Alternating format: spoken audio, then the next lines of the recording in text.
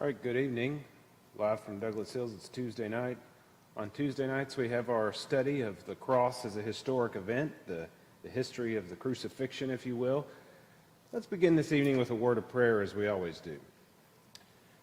Our God and Father in heaven, we are thankful, Father, for yet another opportunity to come together to study your word. Father, we ask that you be with us over the course of this hour, but continue to be with us over the course of this study and help us to take this study and learn about your Son. Father, help us to bring this moment to life for us and help us to understand the significance not only that it plays for us individually, but that it plays for the whole history of the world, Father. We know that his death is the pivotal moment, the world-altering moment and the life-altering moment for us. We are so thankful for the sacrifice that he was willing to make on the cross. We're so thankful for the life that he lived, and we're thankful for what it means for us. It's in his glorious name we pray. Amen. Okay, so we are in our 7th lesson here. Tonight we will begin our discussion. We have firmly put ourselves into the final week of Jesus' life. And this week we'll begin to look at really what Jerusalem is like at the time of the Passover and cover the beginning of this week, the first few days of this week, if you will, that is what we know of as the final week of Jesus' life before he is crucified.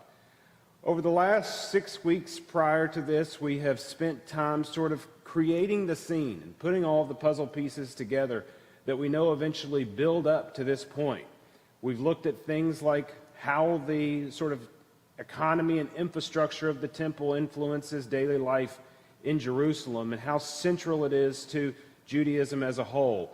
We've looked at the way that outside influences like Hellenism have played a role in not only creating a chasm between elites and common Jews, but in the way that it's shaped daily life, period, and that it's shaped cultural and political life in the region.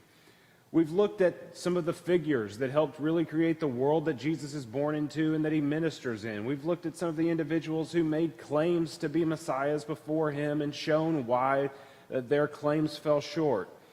But all of these puzzle pieces that we've discussed for the first 6 or 7 weeks here of the class are all building to this final week. If we're sort of looking at this as a historic event, as we are looking at it as a historic examination, so much of the history, of the important history that really determines this outcome, that determines how and why this event takes place, begins whenever Jesus descends from the Mount of Olives on his way, on the back of a donkey, in the final week on the way to Passover into Jerusalem. So many of the critically important events and the real pieces that had to come together to create this event that we have been looking at, raising the questions of why is it that this event takes place? Why is it that this event ends up being the world-altering event that it does?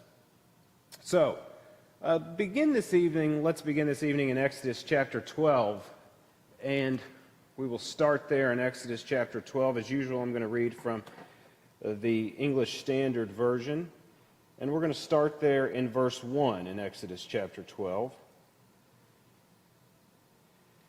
The Lord said to Moses and Aaron in the land of Egypt, "This month shall be for you the beginning of months. It shall be the first month of the year for you. Tell all the congregation of Israel that on the 10th day of this month every man shall take a lamb according to their fathers' houses, and a lamb for a household.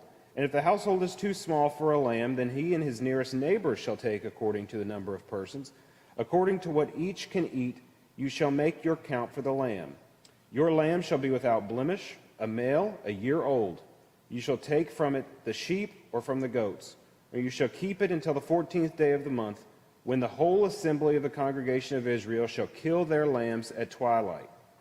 Then they shall take some of the blood and put it on the 2 doorposts and the lintel of the houses in which they eat it. They shall eat of the flesh that night, roasted on the fire, with unleavened bread and bitter herbs they shall eat it. Do not eat of any of it raw or in boiled water, but roast it, its head with its legs and its inner parts, and you shall let none of it remain until the morning. Anything that remains until the morning you shall burn. In this manner you shall eat it, with your belt fastened, your sandals on your feet, and your staff in your hand. and you shall eat it in haste. It is the Lord's Passover. For I will pass through the land of Egypt that night, and I will strike all the firstborn in the land of Egypt, both man and beast, and on all the gods of Egypt I will execute judgment. I am the Lord. The blood shall be a sign for you on the houses where you are, and when I see the blood, I will pass over you, and no plague will befall you to destroy you when I strike the land of Egypt. This day shall be for you a memorial day, and you shall keep it as a feast to the Lord throughout your generations, as a statute forever. You shall keep it as a feast. This is, of course, the occasion for which the Jews come together in the spring, or one of the two main occasions, one of the two main feasts that the Jews come together for in the spring. Jerusalem being where the temple is, being in so many ways the headquarters of the Jewish faith, being the central location of the Jewish faith, and the gathering place that the feast would be. To say that Jerusalem during the Passover in the final weeks of Jesus' life is bursting at the seams is still to understate the swell and the energy that overtook the city surrounding a feast such as this. It feels like we've reached this point in our narrative together where and in these explorations of events and talking about these factors that have led up to the crucifixion, that if it were a movie, this would kind of be the scene where all of the various characters are shown and their various stages of preparation. You get an image almost of a calm before the storm. There's a feeling, I think, even in the gospel narrative that's so evident that there's something that's about to happen. There's something big that's about to take place. Knowing exactly how many people lived in Jerusalem full-time or how large the swell of pilgrims were that flow into Jerusalem at the time of the Passover is in so many ways a mystery for historic debate. The various estimates on the numbers and exactly how many people we're talking about that are in the city at this time are really far apart. And with reasonable justification and with decent historic evidence for all of the various estimates that there are. It's hardly a worthwhile effort for us, really, to engage with how many people we're talking about. Some archaeologists suggest that Jerusalem has a normal population of somewhere between 20 and 30,000, and that it swells to somewhere between 80 and 125,000 during the feast. Tacitus, the Roman historian, claimed that the population of Jerusalem is about 600,000 in 70 AD. During the Roman-Jewish War. He's writing at a time pretty close to that period. Josephus claims that more than 1.1 million residents are in Jerusalem, at least are killed in and around Jerusalem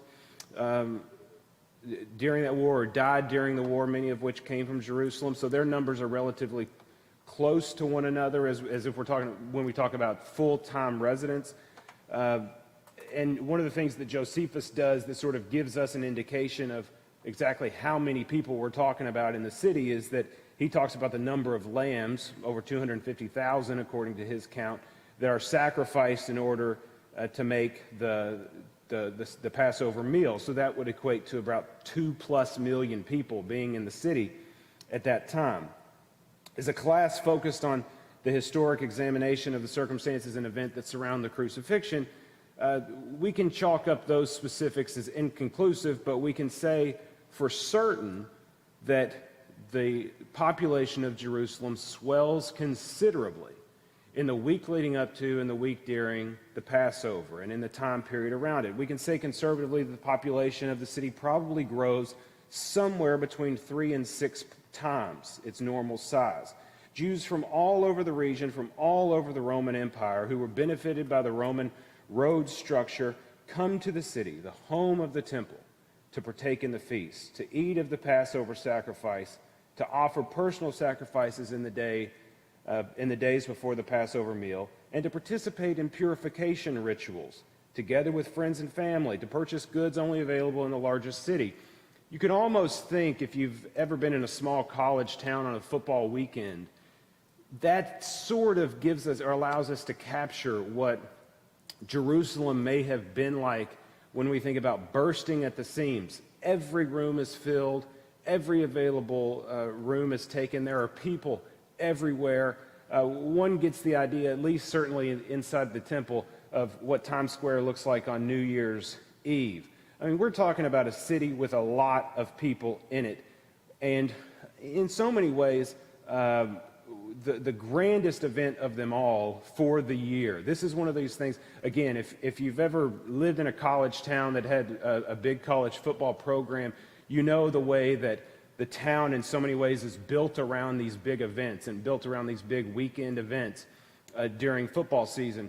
The same thing is in some ways true about Jerusalem. There is an entire infrastructure meant that is designed specifically for these big feasts and all of the pilgrims and all of the extra people that would be in town for these moments.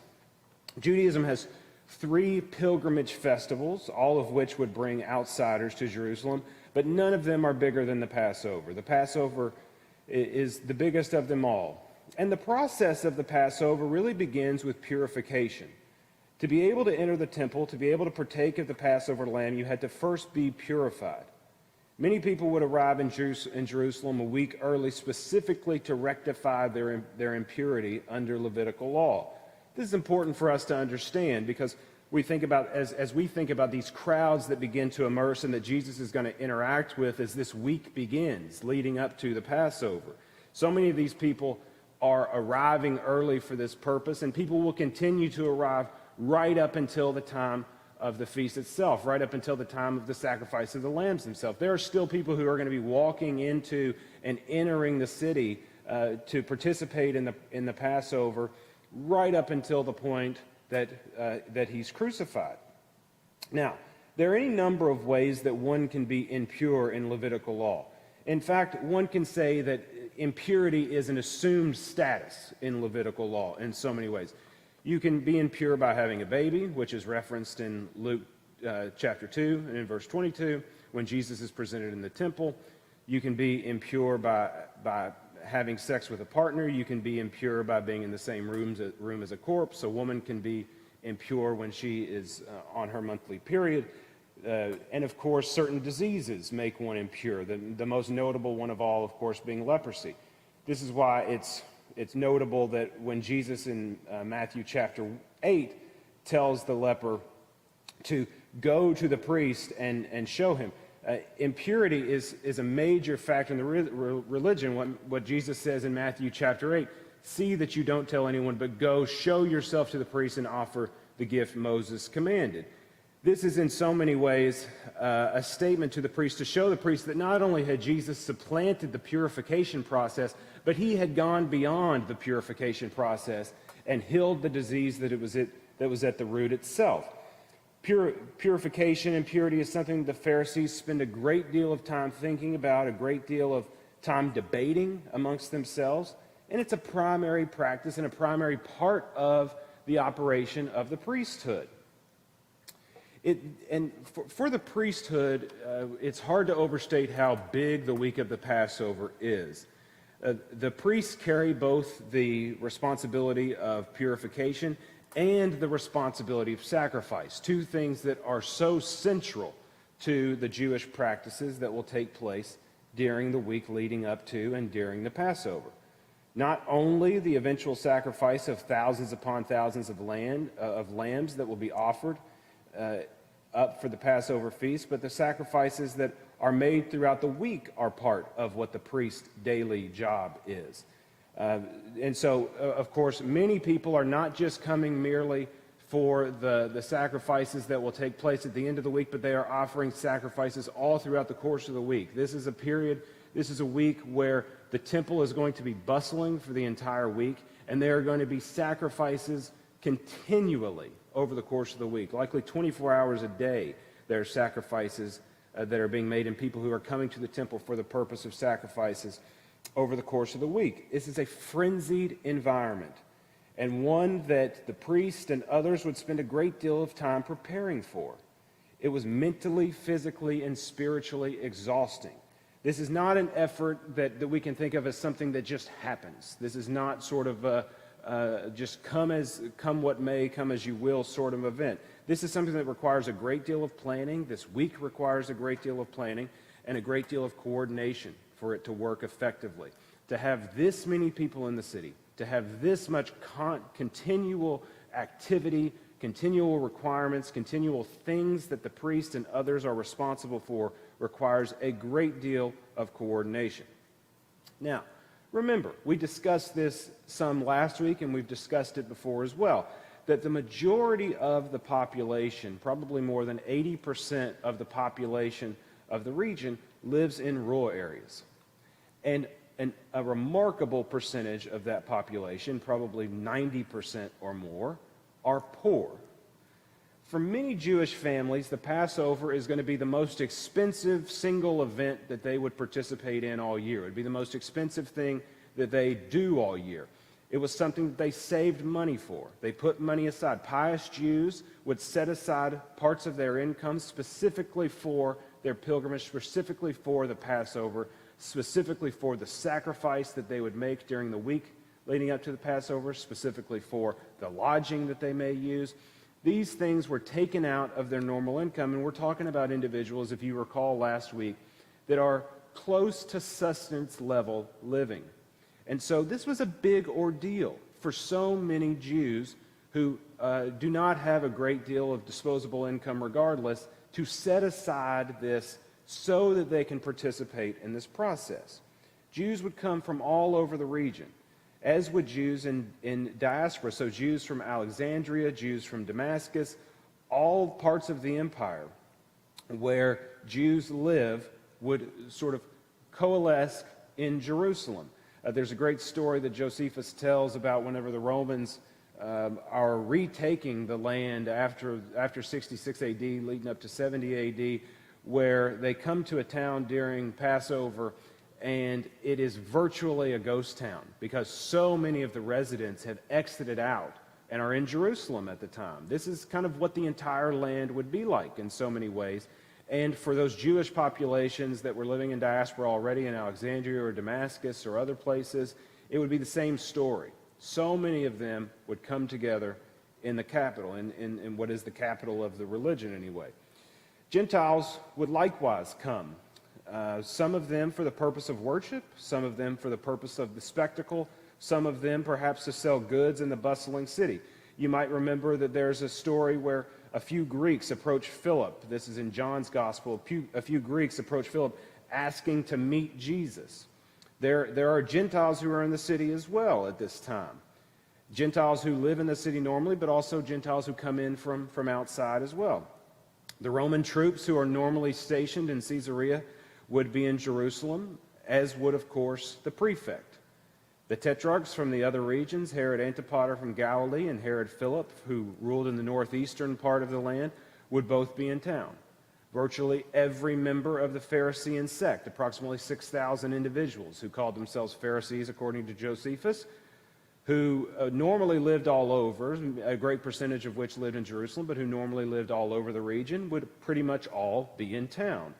The entirety of the Grand Sanhedrin, the body of 71, which is the top court, and most of the members of the lesser Sanhedrins, which have jurisdictional functions in all across other regions, or sort of regional jurisdictions, if you will, that the lesser Sanhedrins would cover. Virtually all of those individuals would be in Jerusalem. Everyone who is anyone is in town for this event. That, of course, includes the radicals, the people who we mentioned last week, the zealots. We're still decades away from the zealots having their sort of shining moment in the sun when they remarkably succeed in throwing the Romans out for a brief period in 66 AD leading up to 70. And we're still a couple of decades away from the murder of Jonathan the high priest, one of the great cold cases in the history of assassinations that was possibly executed by the Sicarii. So we don't have the same sort of energy that we're going to see from the zealots later in this period, but make no mistake, the radicals are present, as are the hopes and dreams that they carry with them. This movement that we discussed last week and this energy against Roman oppression that began in 6 AD, in so many ways began to be organized in 6 AD, has a continual thread that exists sort of in the hearts and minds of people, even when there isn't some direct political action that can be pointed to. And so make no mistake, whenever there's this many Jews gathered in one place, the radicals are too present. And also remember this, the Passover is in so many ways a liberation narrative.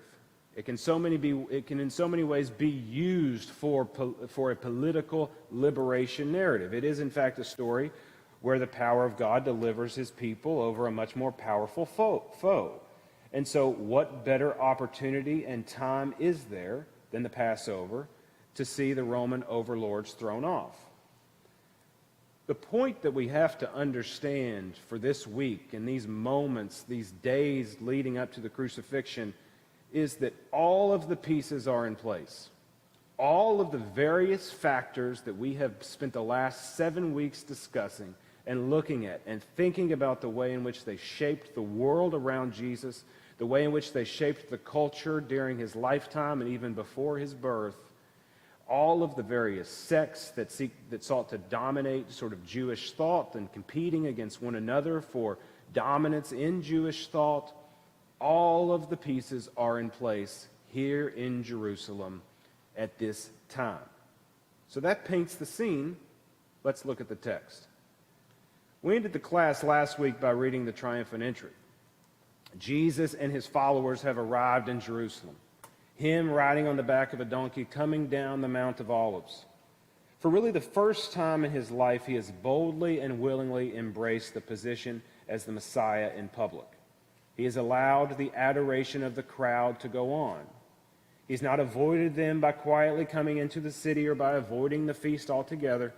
The cry of Hosanna by the crowd immediately, which he allows to go on even at pressures against him, draws the ire of the leaders, who, watching the scene play out, demand of him, "Rebuke your disciples," which he does not do.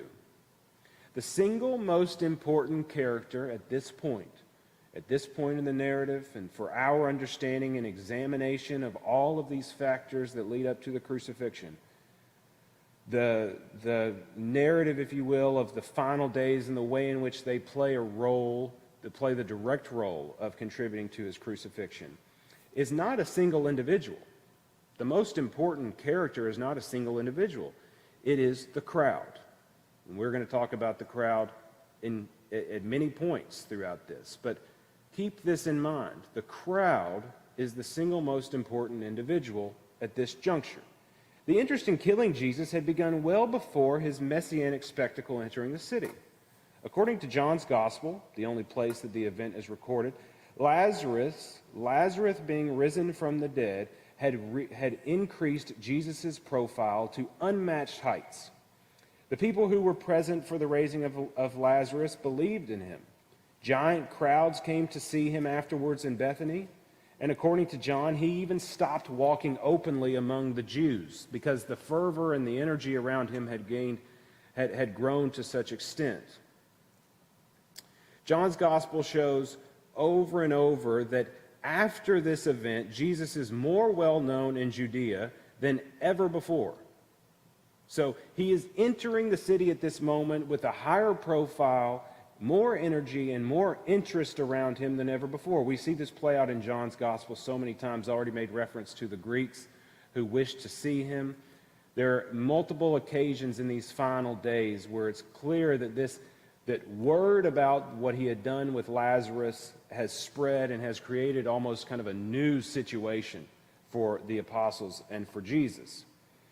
But some who were there to witness what happened with Lazarus had gone back to the Pharisees to tell what he had done. There's no real indication that they had done this in sort of a nefarious way, that they were part of some plot to eradicate him. I don't get that reading. I think it's probably more likely that this was an amazing, miraculous thing that they had witnessed, and that this was the kind of thing that people shared amongst themselves, and it spread quite easily. But this prompted the Pharisees to take action. John chapter 11, verse 47 and 48. So the chief priests and the Pharisees gathered the council and said, "What are we to do? For this man performs many signs. And if we let him go on like this, everyone will believe in him, and the Romans will come and take away our place and our nation." This passage in John gives tremendous insight into where the focus of the Pharisees is, where the focus of so many members of the leadership class are. Remember, we have discussed this many times. This is a people with something worth protecting. They are separated in innumerable ways from the suffering of the populace at large. They are stale in their religious doctrine. They are married to their own views and their own expectations of the Messiah. In John chapter 12, we're told that they even plot to kill Lazarus. And so there are at least two men from this event that they are willing to kill to avoid drawing the potential ire of the Romans. A really unfortunate position for Lazarus to be in. You get raised from the dead only to become a target of the Jewish aristocracy within a few days. But consider the irony of this comment, and the Romans will come and take away our place in our nation. This plot begins as a way to keep the Romans from taking away their fiefdoms, but note by the end who it is who's pushing for his death and who is objecting to his death. Let's look again. John chapter 11. John chapter 11 and verse 55. Now the Passover of the Jews was at hand, and many went up from the country to Jerusalem before the Passover to purify themselves. They were looking for Jesus and saying to one another as they stood in the temple, "What do you think, that he will not come to the feast at all?" Now the chief priests and the Pharisees had given orders that if anyone knew where he was, he should let them know so that they might arrest him. So at this moment, prior to the triumphant entry that we discussed last week and that we looked at and read last week, the plan is to arrest Jesus on sight. This is the decision that has been made. So flash forward to John chapter 12, the very next chapter, John chapter 12 and verse 18. The reason why the crowd went to meet him was that they heard he had done this sign. So the Pharisees said to one another, "You see that we are gaining nothing. Look, the world has gone after him." The world has gone after him. So here he is. The question is answered, the one that they raised in John chapter 11. Will he even come to the feast? They have their answer. Yes, he is at the feast. He has not hidden away to avoid them. He has not sought to even creep in quietly. He has made an entry of note, and he has allowed his followers and other members of the crowd to adorn him with praise, with shouting of Hosanna, calling him the Son of David, all of these things. So if the plan was to arrest him on sight, why wasn't he arrested? This verse gives us the answer. Look, the world has gone after him. It's Sunday in Jerusalem, and the crowd is still on Jesus' side. Now, if there was even a shred of possibility that Jesus would avoid the cross, it was dashed entirely by what he did the next day following his entry into the city. Let's look at Matthew's account. Matthew 21 is where we'll read from, starting in verse 12. And Jesus entered the temple and drove out all who sold and bought in the temple. And he overturned the tables of the money changers and the seats of those who sold pigeons. He said to them, "It is written, my house shall be called a house of prayer, but you make it a den of robbers." And the blind and the lame came to him in the temple, and he healed them. But when the chief priests and the scribes saw the wonderful things he did, and the children crying out in the temple, "Hosanna to the Son of David," they were indignant. And they said to him, "Do you hear what they are saying?" And Jesus said to them, "Yes. Have you never read, out of the mouths of infants and nursing babies you have prepared praise?" And leaving them, he went out of the city to Bethany and lodged there. If someone were to ask me, by the way, this is this famous event depicted in art so many times. Here are a few of the depictions that have existed in art in the past. One that, if I've picked three here, there are 100 that we could have looked at of depictions of this very famous moment. If someone were to ask me from a historical standpoint, why was Jesus crucified?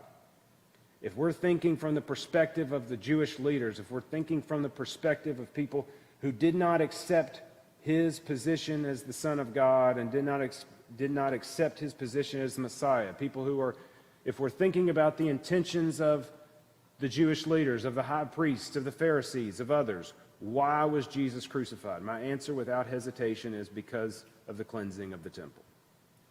We've spent enough time in the last 7 weeks discussing the economics of the temple, the economics of the priesthood, the economics of Jerusalem, for you to understand how disruptive this action would have been on any average Monday. If Jesus had done this at any point, this would have been an incredibly disruptive thing to the temple economy, to the city's economy, to the economy for the priesthood, to the economy for the Sadducees and others. This would have been disruptive on any day, much less on the week of the Passover, with the population swelling and people coming from all across the region and all across the empire to make sacrifices. The temple is the center of Jewish life. It's the reason that we began our conversation in the very second class with talking about its centrality and its importance. The temple is the center of Jewish life, and the money changers are the lifeblood of the temple. They are, in so many ways, the centerpiece of the temple economy. They exchange foreign currency for the Hebrew shekel. The shekel is the only piece of currency that can be used inside the temple walls. They collect the temple tax. They make loans. He overturns the seat of the merchants who sells pigeons. And remember, the temple's purpose, the reason for the temple's existence, is for sacrifice.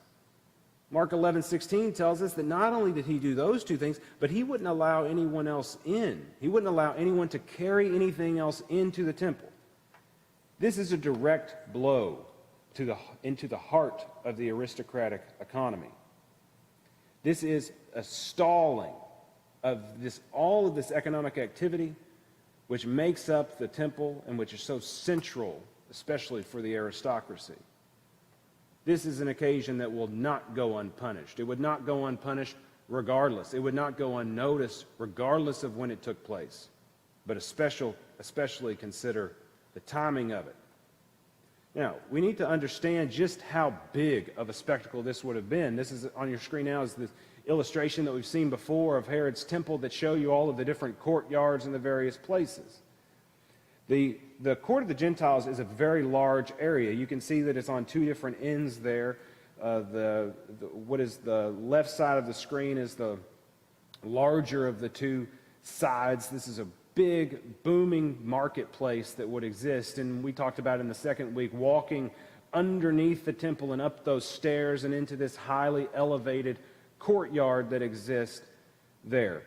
So the court of the Gentiles is a large area, and the indication in all of the passages that relate to this is that this is not some isolated action in an isolated area of the temple. This is a huge moment, and one in which Jesus elevates himself as from the position of mere annoyance to the Jewish leadership to the number one enemy of the state.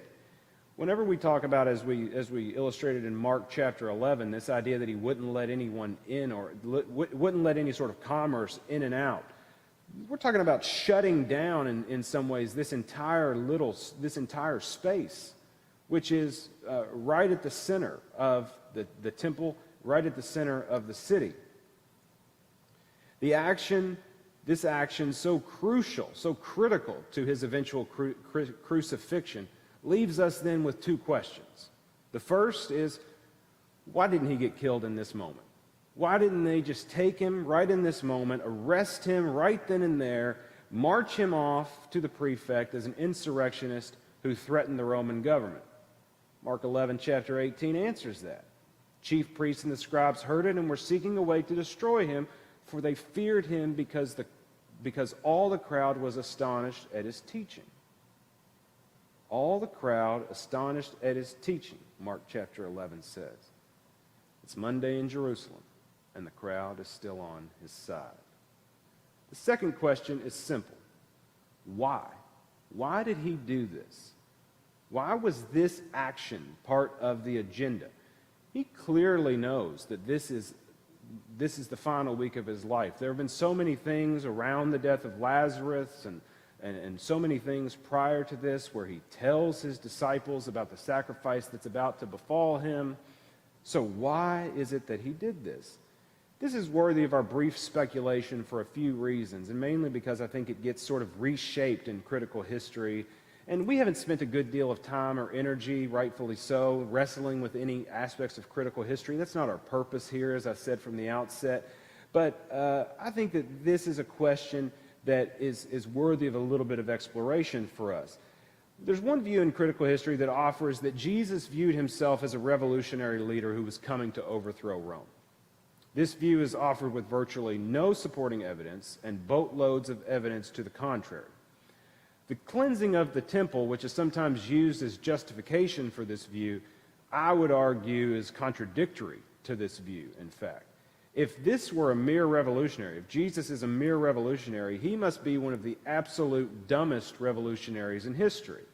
Either he is incapable of controlling his anger in this moment, and he has sort of blown his entire plot as a way to overthrow the Roman government, which this is clearly not going to achieve, or he has chosen a genuinely idiotic method of insurrection. This explanation that is sometimes offered in critical history is lacking, I would say. At least one commentator offered that he is upset by the sacrificing of pigeons, but this is highly unlikely as well. First, Leviticus 14, chapter 22, allows for pigeons to be a form of sacrifice for those who cannot afford larger animals for sacrifice. Second, Luke chapter 2 records that Mary and Joseph themselves offer pigeons as a sacrifice, pigeons or turtle doves, as a sacrifice in the temple after Jesus is born. So there's certainly nothing wrong with pigeons being used for sacrifice. Some commentators suggest that he's angered by the price gouging done by the money changers and the pigeon sellers. This is certainly a reasonable suggestion. Pigeons would have been purchased by the poorest pilgrims coming, and some have suggested that pigeons purchased outside the temple walls could have been purchases of pigeons outside of the temple walls could have been as much as 1/20th of the price for those purchased within it. And that oftentimes pigeons that were purchased outside of the temple walls, the priest would intentionally and commonly find some sort of blemish for those purchases and force poor Jews to make purchases of the higher priced options. Of course, an animal that was going to be offered for sacrifice had to be free of blemishes. This requires a good deal of what I would consider unsubstantiated information, some of those things about pricings, about motivations, etc. But this is certainly a possible motivation for his anger. Some have suggested that the court of the Gentiles was so filled with money changers and sellers that it was impossible for people to come to worship.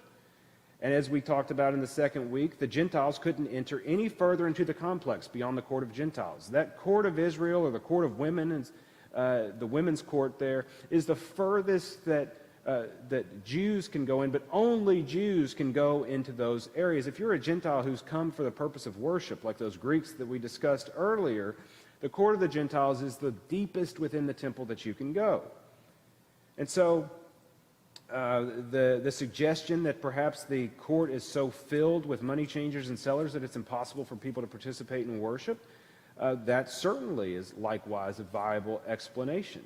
But remember, though, this isn't the first time that Jesus has been to the temple. This isn't the first time that he would have been at the temple at the time of the feast.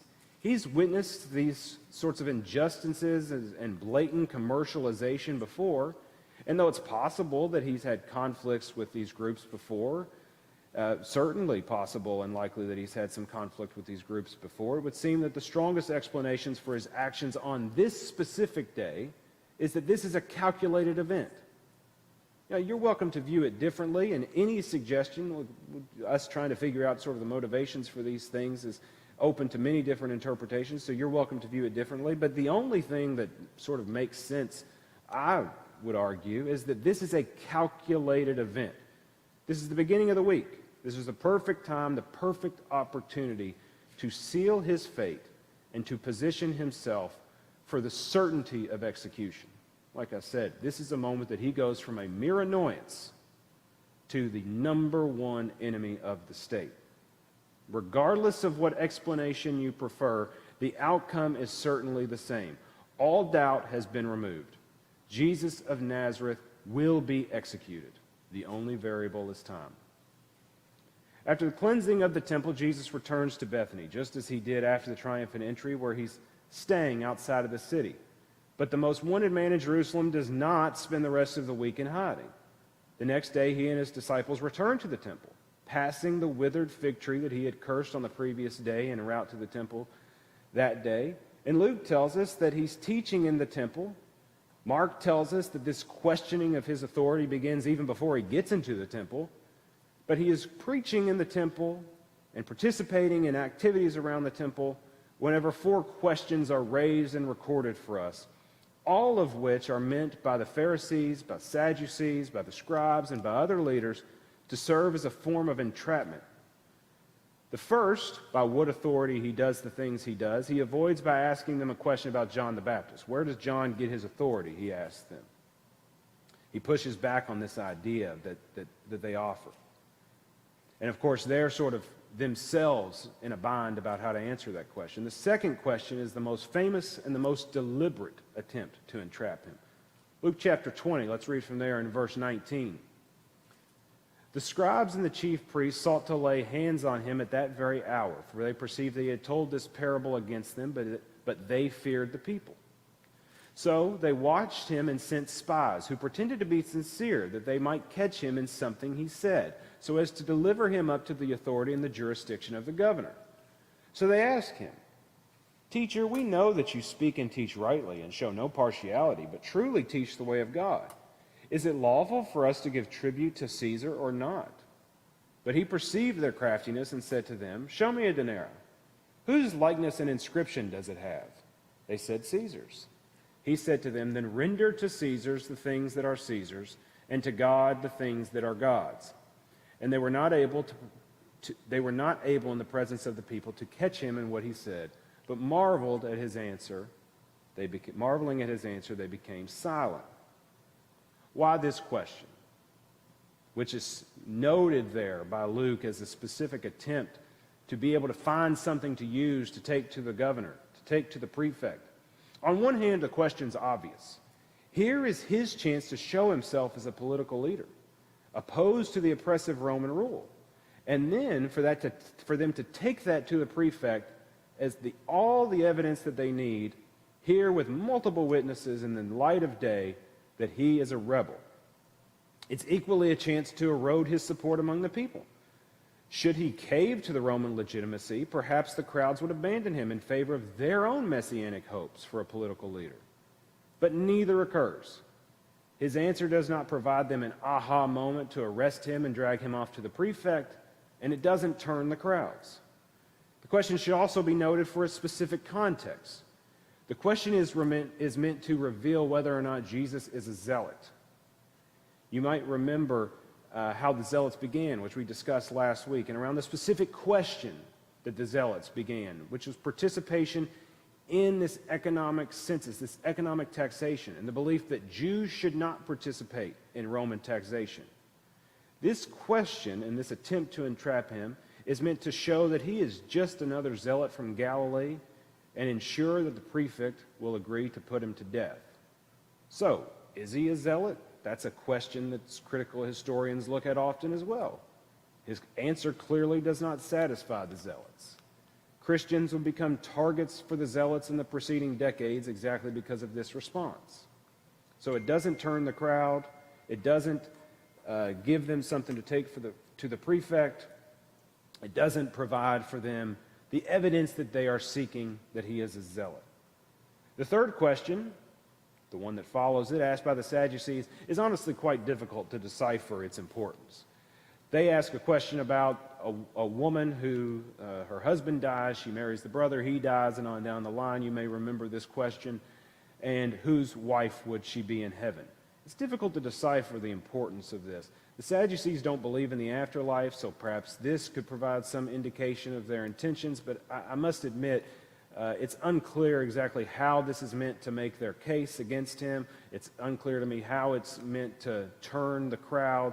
But whatever it is, whatever the attempt is, it didn't work, and his answer silenced them as well.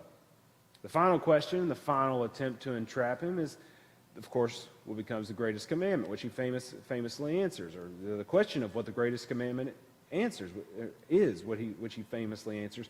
You shall love the Lord your God with all your heart, with all your soul, with all your mind. This is the great and first commandment, and the second is like it. You shall love the neighbor as yourself. On those two commandments depend all the law and the prophets. He then pivots after these questions are raised. He has essentially silenced these attempts to entrap him, these attempts to appear to be earnest and interested in his teaching. And he then pivots to questions about clarifying the Messiah, which is almost certainly lost on them. He spends, which he does in Matthew chapter 22, where he talks about if David calls him Lord, how is he the Son? So again, clarifying what the Messiah is all about. And he spends a good deal of time after that denouncing the scribes and the Pharisees, explaining why that fig tree was cursed. He praises the widow's offering. He predicts the destructions of the temple. He predicts the wars to come. This is not a man retreating. He doesn't take the occasion of those questions being raised and those attempts to corner him as a chance to retreat. If anything, Jesus is only doing more in these moments in the temple to cement himself as the primary target. On this day, likely Tuesday, he has managed to offend and draw the ire of nearly every single relevant group that made up Jewish life. Every single one. We sort of gloss over this sometimes as if it's just sort of a normal day in the temple like any other. Not so. The powers that be have been firmly turned against him on this day. He is left in so many ways as a man on the island, from the priest to the zealots, to the major sects of the Pharisees and the Sadducees. Jesus has achieved on this day what Herod could not. He achieved what Hellenism could not. He achieved what Rome could not. And that is to unite the various aristocratic sects of the Jews in opposition to him. So, again, why didn't they grab him right then and there and kill him? Mark chapter 14 gives us the answer. It was now 2 days before the Passover, and the feast of unleavened bread, and the chief priests and the scribes were seeking how to arrest him by stealth and kill him, for they said, "Not during the feast, lest there be an uproar from the people." His death is imminent, just not during the feast, not when the crowds are robust, not when the crowds remain on his side, because it's Tuesday, and the crowd is still on his side. As dawn broke midweek, the next day, when the feast of the unleavened bread was drawing near, the high priest, the highest figure in Jewish life, the liaison between the Roman leadership and the Jewish structure, the bridge between the two-party system, awakens with a problem. Caiaphas, the high priest, begins his day with a problem. A Nazarene has turned the city of Jerusalem upside down. His entry, lined with tree branches and people throwing down their garments, has captured the attention of the full city. His temple cleansing is a direct attack on the heart of the city's economy. His preaching in the temple has offended the leaders and has stirred the interest of the people. Everywhere the priest looks, he sees a threat to the stability that he is in charge with ensuring, a threat to the religious dogma of which he is the head, a threat to the jurisdictional independence afforded to him by Rome. But the people, as noted in Luke chapter 22, the chief priests and the scribes were seeking to put him to death, for they feared the people. Luke chapter 22 and verse 2. How can he deal with this menace when the people are still on Jesus' side? The high priest is already reserved to the fact that this imminent exit will have to wait, as we just looked at in Mark. It will have to wait until after the feast. To turn the crowd against him now, to conduct a trial of the Sanhedrin, to have him executed all before the Passover in such a tight window, with so few days left between then and the Sabbath, between then and the sacrifice of the Passover lamb, everything would have to fall perfectly in place. He is reserved on this morning to the fact that this menace will have to wait. But before dusk on Wednesday, the grief of the high priest would be answered. His problem would be solved by an unexpected accomplice, one who is not merely a follower, not merely an admirer, one who is not merely aware of where to find this menace, but one of his own disciples, one of his closest friends, one who had walked with him from the beginning, one who had heard his preachings for the entirety of his ministry, willing to hand him over to them. This changes everything. The hour of his betrayer is at hand. Within 2 eventful, long days, Jesus of Nazareth will be dead, and the world will be forever changed. See you next week.